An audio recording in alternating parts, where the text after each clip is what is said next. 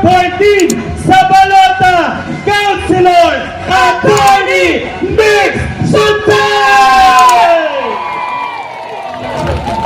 Sa mga seniors at sa PWD, kasangga ng kabataan, di kayo magsisi. Good evening, District 4! Well, alam nyo, ang nais lang namin nila Congressman Bong Suntay, ni Konsehal Kiko Del Mundo at ng Duterte, magsaya kayo.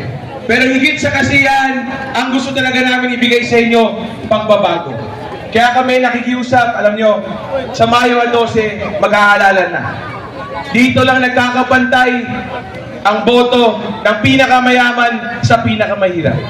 Kaya sana, sa Mayo 12, sama-sama tayo. Ibalik natin yung congressman na tunay na nagmamahal at nagmamalasakit sa Distrito 4, Congressman Bong Suntay! Siyempre, huwag natin kalimutan yung aming kaibigan, yung Mr. Insurance sa Distrito 4. Yung tao na nakita nyo, grabe magsakripisyo, grabe magbigay ng serbisyo. Tulungan rin natin si Konsehal Kiko Del Mundo! Siyempre po, huwag nyo kong kakalimutan. Hindi, pero alam nyo, lagi ko po sinasabi sa aking ina, hindi ako nag-abogasya para magpayaman. Hindi ako nag-abogasya para magtrabaho sa magandang law firm. Nag-abogasya ako kasi sa murang edad, nakita ko yung pangangailangan ng distrito natin. Isang abogadong malalapitan, isang abogadong ipaglalaban sila, isang abogado na gagawa ng magagandang ordinansa para pagandahin ang buhay nila. Kaya ako nag-abogasya dahil po sa inyo. Kaya ako po nakikiusap na sana tulungan niyo po kaming tatlo. Ang nais lang naman namin tatlo magbigay ng serbisyo sa minamahal namin distrito. Kaya ako po lagi nagpapaalala lang na itong laban na ho namin tatlo ay hindi lang namin laban. Laban ho natin lahat to.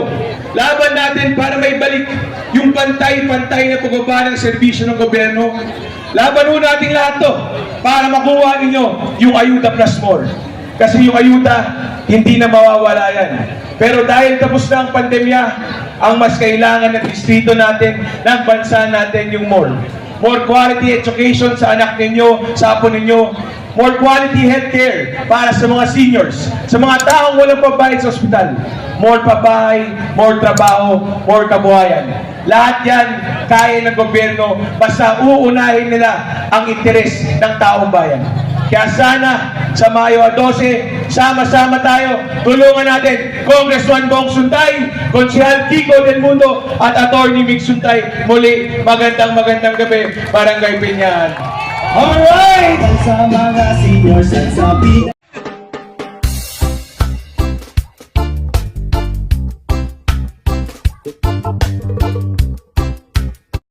Alam ko po na alam natin ang ating gagawin. Alam ko po na alam natin kung paano natin pipiliin ang ating mga kandidato. Meron po akong tatanungin sa inyo. Taas ang kamay, ho? Sino ang gustong sumakay sa aeroplano? Ako, bibili ng ticket. Ang dami. Tingin. Kaya lang po ang piloto, yung driver ko. Oh, bet ayaw nyo na. Oh, isa pa po, isa pa. Sino po ang papayag magpa-opera sa ospital? Kapraso lang po hiwa. Pero hindi doktor yung o-opera.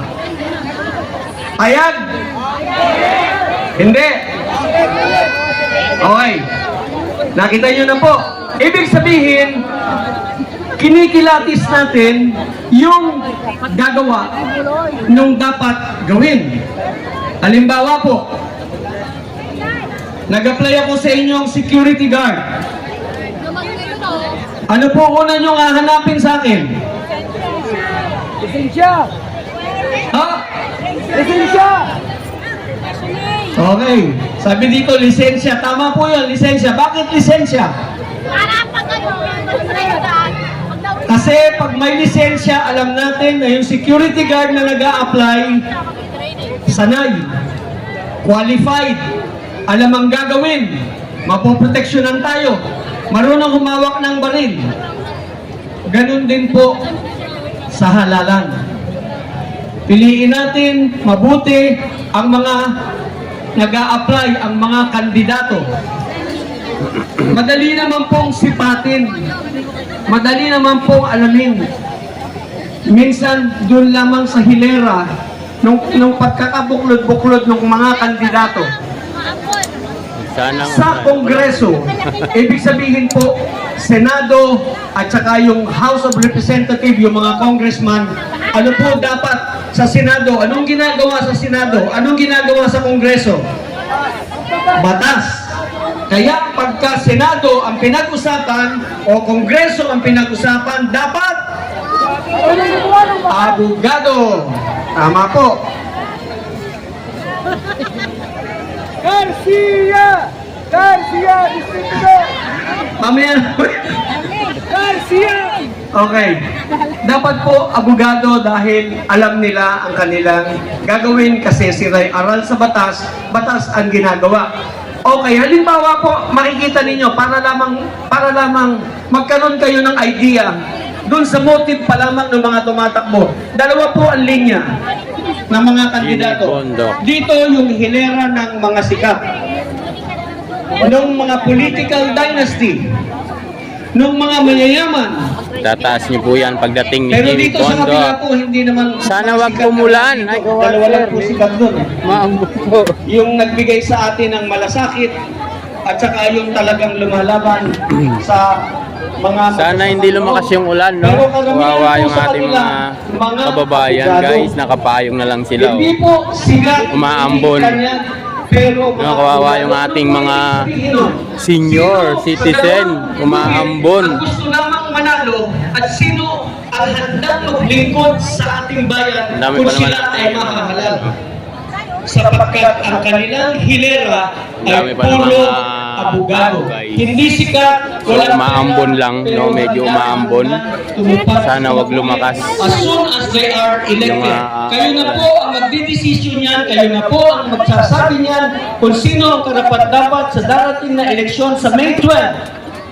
Napakahalaga po ng inyong pipiliin sapagkat ang inyong pipiliin, hindi lamang po yan para sa ating lahat ngayon, kundi para sa kinabukasan ng ating anak, ng ating mga anak, kung ano ang iiwanan nating buhay sa kanila. Sapagkat ang ating pong mga congressman, mga senador, sila ang humuhubog ng ating kinabukasan. Sila ang humuhubog ng batas para sa ating kaligtasan, sa ating kalinisan, sa ating kapaligiran, sa ating lahat ng bagay para sa ating araw-araw na buhay. Yun lamang po ang aking habilin ngayong gabi sa inyong lahat.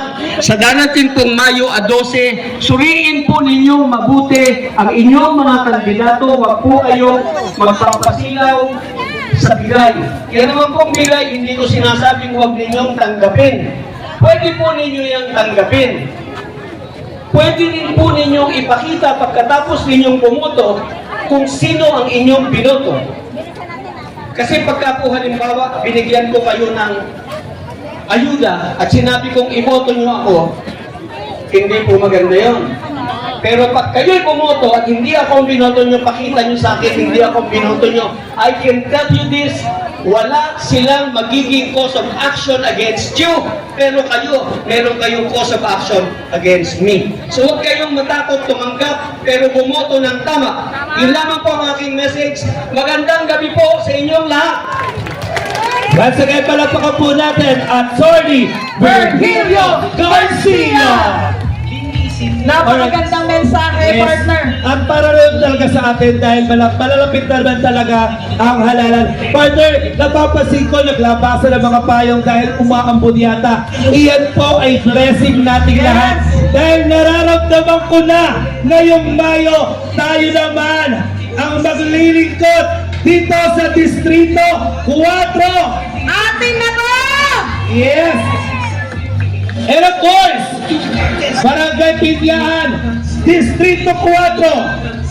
Tawagin naman po natin ang susunod na magsasalita sa ating lahat. Parang gusto kong pakingayin muna ulit yung Yes. ating mga kadistrito, partner. Pwede po ba isang malakas na palapakan naman kasamang Hiyaw!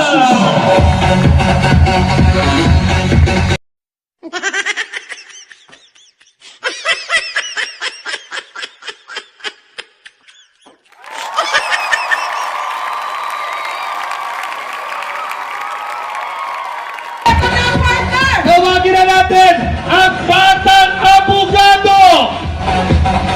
Ang magtutuloy ng marangal na serbisyo at dadali natin sa konseho. Number 14 sa balota, Councilor Attorney Mix Suntay!